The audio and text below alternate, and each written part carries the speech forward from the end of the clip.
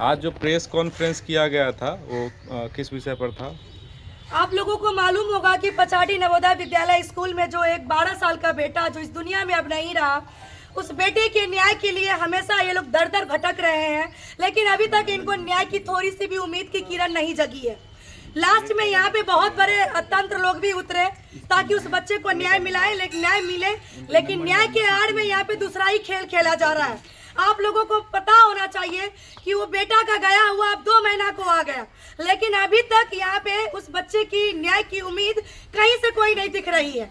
आचार संहिता लगने वाला है और इस परिवार को 10 दिन, 15 दिन, 1 महीना का समय दे दे करके बलगलाने की कोशिश किया जा रहा है। यहाँ के स्थानीय विधायक, वर्तमान में जो यहाँ के सांसद जी हैं, उन लोगों का कहना बस इतना ही है कि न्याय मिलेगा, लेकिन एक सवाल है इस बेटी की भी, समाज से भी प्रियंका झा का भी एक सवाल है आप लोगों से, स्थानीय विधायक और सांसद जी से भी, कि सरकार आपकी, प्रशासन आपका, सत्ता आपकी, फिर न्याय में इतनी देरी क्यों? हमें तो पहली बार ऐसा नजारा देखने को मिला है जहां वर्तमान विधायक मुरारी मोहन जी को धरना पे आके बैठना पड़ रहा है। हमें शर्म आ रही है कि आप यहाँ की विधायक हैं। जब विधायक को धरना पे आके बैठना पड़ जाए तो समझ लीजिए उस क्षेत्र का क्या हाल हो सकता है। इसका मतलब है कि माननीय विधायक जी की बातों को सरकार सीरियसली नहीं लेते हैं, उनकी बातों को नहीं सुना जा रहा है। तो साहब, जब आपकी बातों को नहीं सुना जा रहा है तो पार्टी में क्या कर रहे हैं? इस्तीफा दे दीजिए, जनता आपके साथ खड़ी रहेगी। उस बेटे को न्याय के लिए आप इस्तीफा दीजिए पार्टी से, पूरा जनता आपको सिंहासन पे बैठाने का काम करेगी, लेकिन आप नहीं करेंगे। आप कुर्सी बचाने में लगे हुए हैं। दूसरी बात, बच्चे को मरा हुआ 2 महीना हो गया। वो स्कूल, नवोदय स्कूल, जहाँ पे प्रवेश होने के लिए पहले एक एग्जाम देना पड़ता है। इतना बड़ा स्कूल में इतनी बड़ी घटना घट जाती है, और जब ये परिवार, एक पिता उस स्कूल से, यहाँ के बड़े पदाधिकारी से सीसीटीवी फुटेज या वीडियो मांग करते हैं, तो साहब कहते हैं कि उस दिन का वीडियो तो है ही नहीं। मैं आपको बता दूं कि जिस दिन ये घटना घटी है उस दिन के 10 बजे, सुबह के 10 बजे एक सीसीटीवी रिपेयरिंग वाले आदमी आते हैं, और जब उससे पूछा जाता है कि साहब आप हैं कौन, तो सीसीटीवी फुटेज का रिपेयरिंग करते हैं, सीसीटीवी कैमरा का रिपेयरिंग करते हैं। साहब को इसलिए बुलाया गया था ताकि वहाँ के वर्तमान साक्ष्य को निपापोती करके साक्ष्य मिटाया जाए। ये दुर्भाग्य है।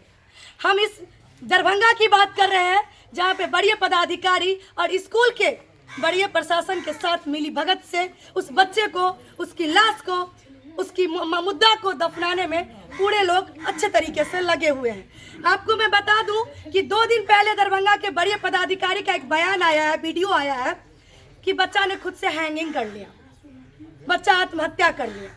मेरा ये सवाल है उस अधिकारी से, क्या आप लोगों ने या आपकी टीम ने पीड़ित परिवार से क्या बयान लिया? उसकी माँ से उसके बारे में पूछताछ हुई? क्या एक पिता से उस बेटे के बारे में पूछताछ हुई? क्या बेटा आपका ऐसा था? अरे भाई, 12 साल का लड़का था, वो सही से अपने बारे में भी नहीं सोच सकता है तो फांसी कैसे लगा सकता है? बेडशीट से कौन फांसी लगाता है भाई?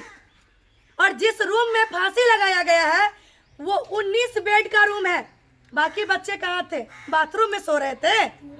रात में बच्चे फांसी लगा रहे हैं, 18 बच्चे कहाँ थे? सवाल तो बनता है साहब। और विधायक जी, आप क्या कर रहे हैं? अगर आपकी धरना हो गई हो कंप्लीट तो साहब आ करके और आचार संहिता से पहले हम लोग के साथ सड़क पर उतरने का काम कीजिए। समझ जाएंगे आप, हम लोग के साथ करें, लेकिन ये मुखौटा आपका चलेगा नहीं। मैं इन लोगों से आग्रह करती हूँ कि अगर आपने इस बेटी को बुलाया है तो इस बेटी से आप लोग उम्मीद भी रखिए, अगर आप लोग का साथ रहा ना, कि बेटी लाठी भी खाएगी। डरते नहीं है, डरते किसी से नहीं। अभी भी 2 केस लेके चल रहे हैं न्याय के लिए ही, किसी के न्याय दिलाने गए थे, 2 केस मेरे ऊपर चल रही है। इससे डरना नहीं है, हम लोगों को लड़ना है। हमने अपने परिवार के सदस्य को खोया है, उसकी पीड़ा तब तक नहीं बर्दाश्त किया जाएगा जब तक वो दरिंदा सलाखों के पीछे नहीं चला जाता है। मैं इतना ही कहूंगी वर्तमान विधायक और सांसद से, आपकी सरकार, आपकी सत्ता है, आचार संहिता से पहले इसका न्याय हो, नहीं तो पूरे जनता के साथ हम लोग उतरने का सड़क पे काम करेंगे। चला लीजिए, कितनी लाठियां चलानी है उतनी यहाँ पे बॉडी, उतनी यहाँ पे हाथ खड़ी मिलेगी आप लोगों को। बहुत बहुत धन्यवाद। लास्ट में क्या कहिएगा, आप लोग क्या कीजिएगा आगे? बिल्कुल, जब तक न्याय नहीं मिलेगा हम लोग लड़ेंगे। जहाँ तक भी हो, जो भी प्रयास हो, पूरा समाज का लोग हम लोग साथ में हैं। अभी भी बैठक हुई है, समाज के लोगों ने निर्णय लिया है कि जो रिपोर्ट उन्होंने दिया है उससे पूरे समाज के लोग संतुष्ट नहीं है। आगे की लड़ाई जारी रहेगी और जहाँ तक लड़ना पड़े, जब तक न्याय नहीं मिलेगा हम लोग लड़ते रहेंगे।